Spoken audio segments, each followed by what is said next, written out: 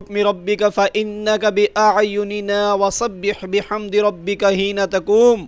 ومن اللیل فسبحوا وادبار النجوم۔ اور اسی آیت کی تائید میں اللہ کے حبیب نبی اکرم صلی اللہ علیہ وآلہ وسلم کی حدیث مبارکہ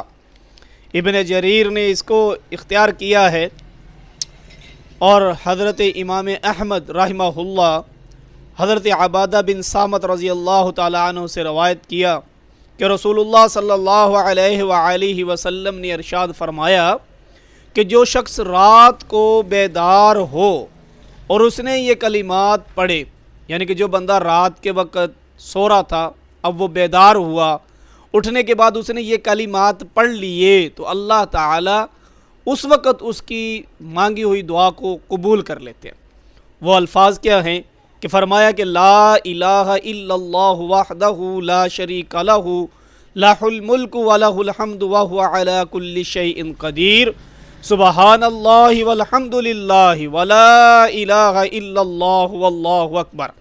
ولا حول ولا قوت الا باللہ۔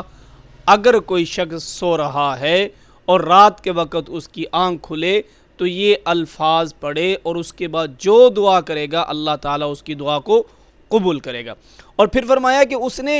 نماز پڑھنے کا ارادہ کیا، وضو کر کے نماز پڑھی تو اس کی نماز کو بھی قبول کیا جائے گا۔ یہ ابن کثیر میں روایت ہے، اور نبی اکرم صلی اللہ علیہ وآلہ وسلم کا فرمان عالی شان ہے۔ اس کے ساتھ آج کے اس